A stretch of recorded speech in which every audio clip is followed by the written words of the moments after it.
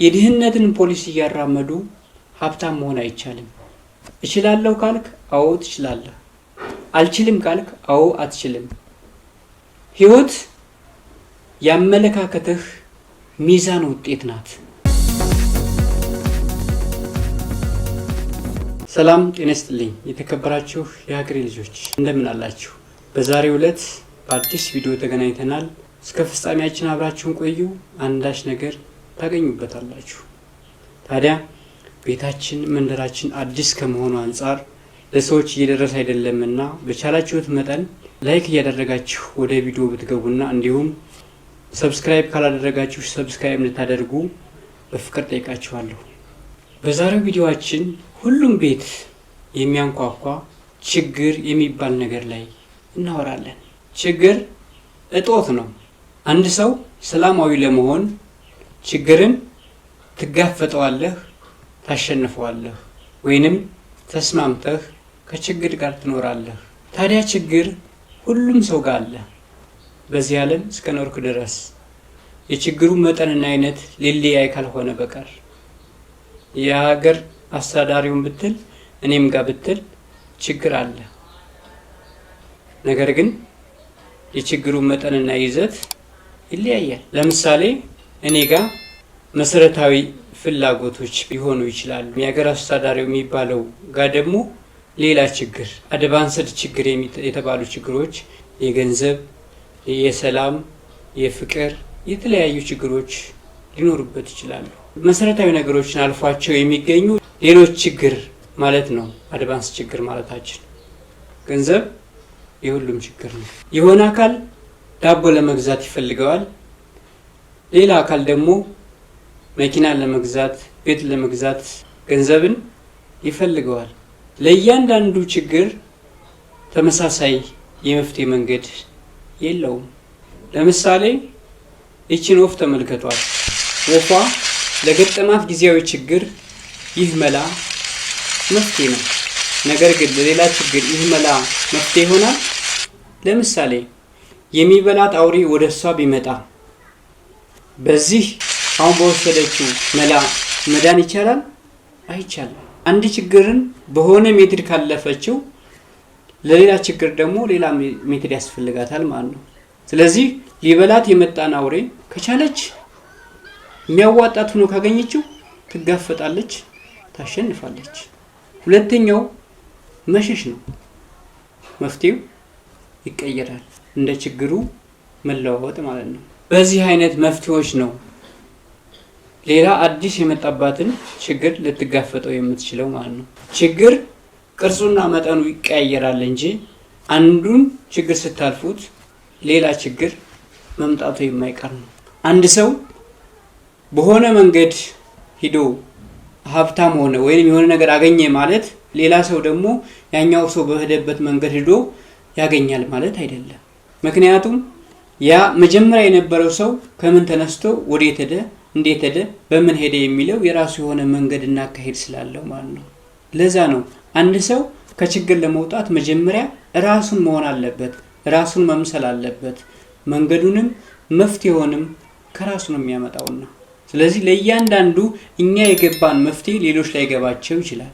አንተ በገባህና በተረዳኸው መንገድ ነገሮችን የምታልፍባቸው መንገድ ትዘይዳለህ እንጂ ሌሎች ያለፉበት መንገድ አንተ ተከትለህ የምትሄድበት ስኬታማም ሊያረግህም ይችላል። የችግሮች መውጫ መንገዱ አንተው ጋር ነው የሚፈልቀው።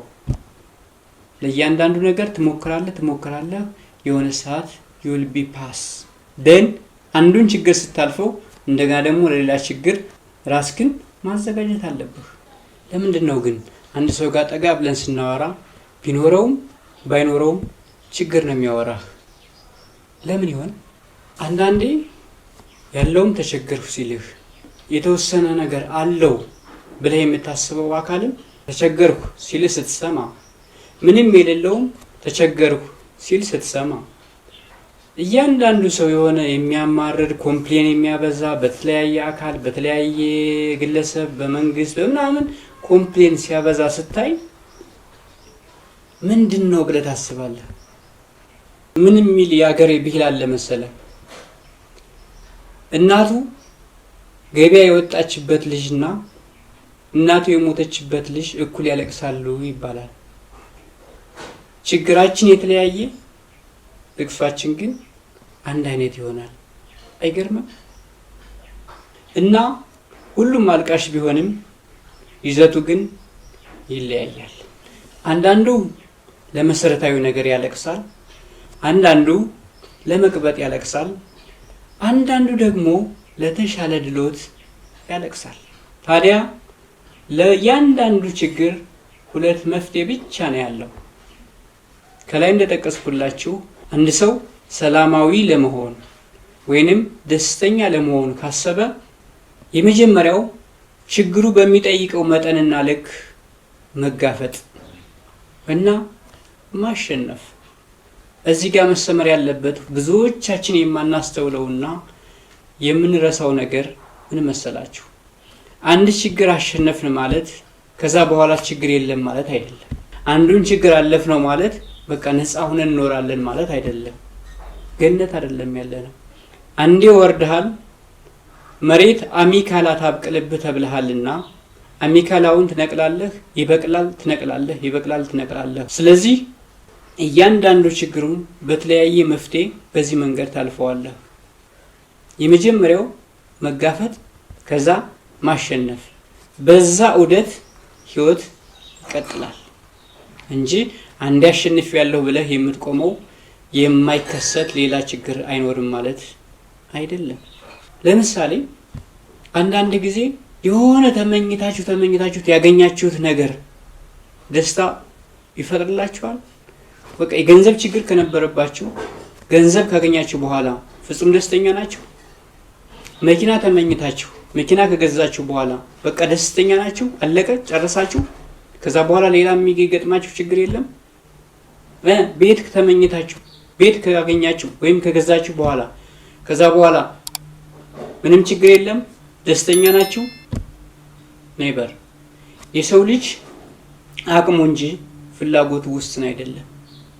ስለዚህ ምን ሲሆን ነው እኔ ደስተኛ የምሆነው ብለን ለራሳችን መጠየቅና የራሳችን ሊሚት ማበጀት እንጂ የዓለም ጉድጓድ አይሞላም። ለዛ እኮ ነው አንዳንዴ ሀብታም ምን ማለት ነው ተብሎ ዴፊኒሽኑ ሲጠየቅ ሀብታም ማለት ባለው የሚረካ ይባላል። ባለው ካረካ ምንም ነገር ቢጨመርለት ዝንት ዓለሙን አይረካም ማለት ነው። ስለዚህ አንድ ሰው የሆነ ደረጃ እና የሆነ ነገር ላይ ሲደርስ ከዛ በኋላ መጠኔ አይ በቃ አሁን ደስተኛ ነኝ፣ ስለዚህ ለሌሎች ልትረፍ፣ ለሌሎች ልደር የሚልን ነገር ያስባል ማለት ነው።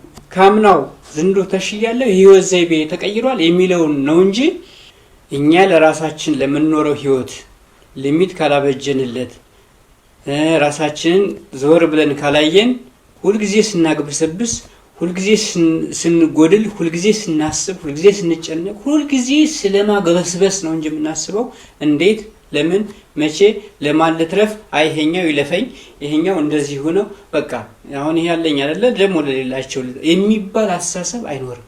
አንድ ችግር ፈታን ሌላ ቀጣይ ለሚመጣ ችግር ሁልጊዜ ራሳችን እያዘጋጀን እያግበሰበስን የምንኖርበትና የምንታገልበት የህይወት ትግል ስንመራ ነው የምንኖረው እንጂ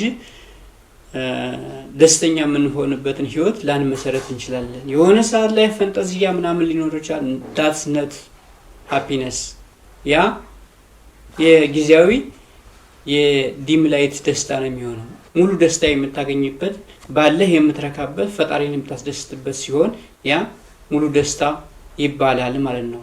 ስለዚህ ያ ዴፊኒሽን በዛ ዴፊኒሽን ስንሄድ ሀብታም የሚባለው ባለው የሚረካ ነው ብለን እንወስደው እንችላለን። ያለዛ ሁልጊዜ በሀሳብ፣ ሁልጊዜ በጭንቀት፣ ሁልጊዜ የሆነ ነገር ማሰብ፣ ሁልጊዜ ጎዶሎ ነገር የምታሳይ ከሆነ ከሌለው ያለው በምን ይሻላል የሚለውን ይነግረናል ማለት ነው። ስለዚህ እኛ ባለን ደስተኞች ነው የሚለውን መፈተሽ የራሳችን ድርሻ ነው የሚሆነው ማለት ነው። ሌላ ሁለተኛው ከችግሩ ጋር ተስማምቶ መኖር፣ ለጥ ሰጥ ብሎ ለችግር ተገዝቶ መኖር።